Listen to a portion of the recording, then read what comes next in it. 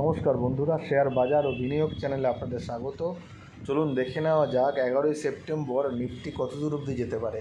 দেখুন, আমরা বলেছিলাম যে এই বড় রেঞ্জে বাজার থাকতে পারে 10 তারিখের ভিউতে। আরেকটা কথা বলেছিলাম যে বাজার একটা উপরের দিকে যাওয়ার একটা সম্ভাবনা তৈরি করেছে বা করছে, এবং আমরা উপরের দিকে লেভেল বলেছিলাম 25,060 অবধি যেতে পারে, এবং তার উপরে গেলে বাজার 150-এর এই লেভেলটা যেতে পারে, কিন্তু আজকেই হবে এমন কোনো ব্যাপার নেই। দেখুন, বাজার উপরে খুলে আমাদের এখানে একটা জোন আছে যেটাকে আমরা সাপোর্ট জোন হিসেবে বলি, বা যেখানে হচ্ছে বাজার দাঁড়িয়ে যেতে পারে, সেটা হচ্ছে 950 থেকে 990-এর মধ্যে, 24,950 থেকে 990। দেখুন, বাজার খুলে উপর দিকে গেছে, গিয়ে 25,060 কিন্তু পার করেনি। 25,060টাও কিন্তু একটা ভাইটাল লেভেল, আমরা আগেও বহুবার বলেছি। তারপরে দেখুন বাজার এইখানে দেখুন কতটা সময় ব্যয় করেছে।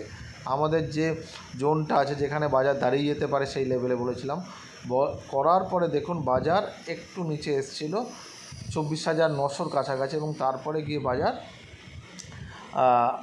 একদম আমাদের লেভেলের মধ্যেখানটাতে বন্ধ হয়েছে 950 থেকে 980-র মধ্যে। 11 তারিখে কি হবে দেখুন, বাজার কালকে কিন্তু একটা ছোট রেঞ্জে ফাঁসতে পারে, কারণ আমরা বলেছিলাম যে আজকে বাজার ট্রেন্ডিং হবে, এবং হয়েওছে তাই। মানে 10 তারিখের বাজার ট্রেন্ডিং হয়েছে, এবং আমি বলেছি ছোটো রেঞ্জে থাকবে না, অনেকটাই রেঞ্জ। যদি যেখানে বন্ধ হয়েছিল বাজার, দেখুন 890 থেকে প্রায় 170-80 পয়েন্ট, 200 পয়েন্টের কাছাকাছি বাজার কিন্তু প্রায় ওঠানামা করেছে, ওই 160-70 পয়েন্ট। যাই হোক, এবার এইখানটা দেখুন বাজার কি হতে পারে কালকে, যদি বাজার এই ফ্ল্যাটে খুলে যায় এই লেভেলের মধ্যে 950 থেকে 980-র মধ্যে। তারপরে 25,000 যখনই পার করবে তখন বাই হবে। প্রথম টার্গেট হবে 25,040 থেকে 60-এর মধ্যে, কারণ আমরা এর আগেও বহুবার দেখেছি এখানে আটকে গেছে, যদিও আমাদের কোনো রেঞ্জ আঁকা নেই, কিন্তু এই জায়গায় আটকাতে পারে। তারপর যদি 70 পার করে উইথ বেশ গতি নিয়ে, তাহলে কিন্তু এটা 150 অবধি যেতে পারে, কিন্তু কালকে মনে হচ্ছে একটু কঠিন হবে, কারণ বাজারে আজকে অনেকটা দৌড়েছে। বাজার কালকে একটু বিশ্রাম নিতে পারে বা জিরোতে পারে, এটা প্রথম কথা।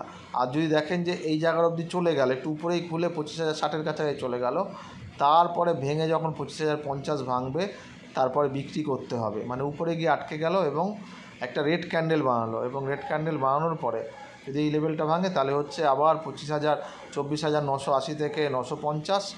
আর যদি 920 ভেঙে যায়, তাহলে কিন্তু আবার 24,850 অবধি বাজার কিন্তু চলে আসতে, তার নিচে বাজারকে দেখছি না। ঠিক আছে।